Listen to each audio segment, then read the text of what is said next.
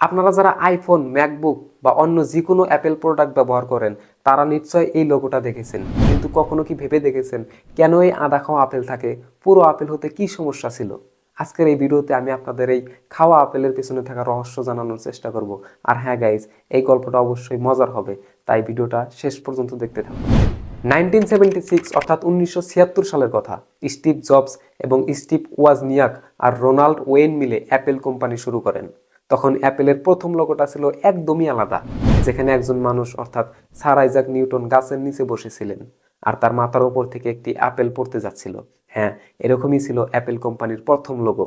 আর হ্যাঁ বন্ধুরা, আমি সেই বিখ্যাত আপেলের কথা বলছি যা নিউটনকে মধ্যাকর্ষণ সূত্র আবিষ্কার করতে সাহায্য করেছিল। কিন্তু সমস্যা হলো, এই লোগোটা দেখতে একেবারে সিনেমার পোস্টারের মতো জটিল ছিল, অর্থাৎ বোঝা যাচ্ছিল না ঠিক মতো। তাই স্টিভ জবস বললেন, আমাদের এমন একটা লোগো লাগবে যেটা সহজ এবং মানুষের ঠিক মতো মনে রাখতে পারবে। তখন তিনি গ্রাফিক ডিজাইনার রফ জনফোকে একটা কাজ দিলেন, অর্থাৎ লোগো বানানোর কাজ দিলেন। রফ জন শুরুতে একটি আপেল এঁকেছিলেন, কিন্তু সমস্যা হলো সেটা আপেল না হয়ে একটা কমলার মতো হলো বা অন্য ফলের মতো দেখা যাচ্ছিল।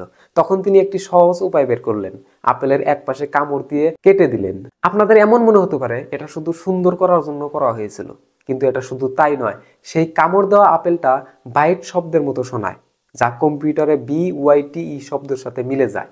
এটা আপেলের প্রযুক্তি এবং সৃজনশীলতার প্রতীক হিসাবে দাঁড়িয়ে যায়। ভাবুন তো একবার, এত বিখ্যাত একটা লোগোর পিছনে আসলে কত সহজ এবং মজার গল্প লুকিয়ে আছে। এই ভিডিও দেখার পর আপনারা যখন আইফোন বা আইপ্যাড বা কোনো ম্যাকবুকে আদা খাওয়া আপেল দেখবেন বা আদা খাওয়া আপেলের লোগো দেখবেন, তখন মনে রাখবেন যে এটা শুধু লোগো নয়, এটা সৃজনশীলতা এবং প্রযুক্তি আর সরলতার উদাহরণ। আর হ্যাঁ বন্ধুরা, এমন মজার গল্প সবারই শোনা উচিত বা দেখা উচিত, তাই এই ভিডিওটা শেয়ার করে সবাইকে দেখার জন্য সুযোগ করে দেন। ধন্যবাদ।